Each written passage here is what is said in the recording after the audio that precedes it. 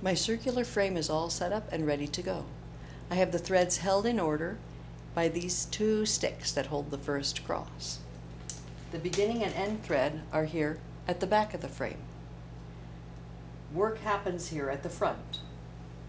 Now, just to make sure nothing bad happens, just to keep track of that very first cross, in case of disaster, I'm going to put a safety string here at the back.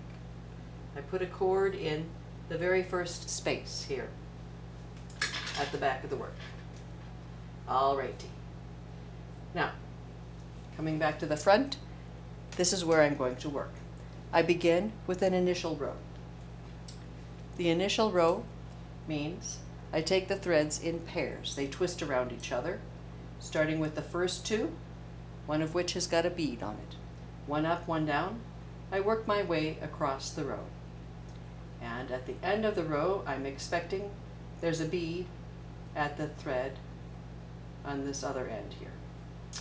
There we go. I have one up, one down on this stitch, one up, one down with the bead on that one. There we go. That's my initial row. Now I'm going to secure the position of this shed stick by putting these twist ties in. And you might want to crank them in really tight. Make sure nothing happens while I manipulate the warp here. What I want to do is shove the work that I've done around and down to the back. So I insert another stick here in this space, and I take the work all the way down, and I want it to be at the back somewhere near the beginning and end thread where that's tied together. And I'm going to put a pair of stop sticks. It's chopsticks that are still stuck together. I'm going to put that there at the back. Now, I might also want to take a pair of stop sticks around the top this way. I might also want to secure that on the other side right here. Take another pair of sticks and I'll put them in there. So you see, my first row is now trapped at the back between these two pair of stop sticks. All right, that's my initial row. Now I'm going to work a plate row. I take another shed stick and I'll work the plate row here. You remember the plate row means two threads to the front, one to the back, and then one up, one down, all the way across the row. And at the end of the row, I check to see, oh yes, I've got a bead here. The bead thread is one of the pair at the end of the row. I have this 3-thread edge stitch on the left side and a 3-thread edge stitch on the right side. That's good. Once again, I need to secure the shed sticks here. So I'm going to put a little twist tie around there and another twist tie around on this side.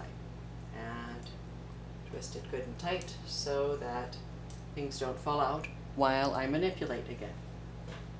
Because I'm going to shove the work that I did all the way down, around, and up to the back. And at the back, I will readjust the position of the stop stick. There we go. Now I have 2 rows worked here at the back. All right, I've done an initial row, a plate row. Now it's time for the overplate row. The overplate row has me twisting threads, one up, one down, all the way across. Here we go. One up, one down. I work my way all the way across the row, and at the other end, I check to see I have 2 threads crossing, 2 at the beginning.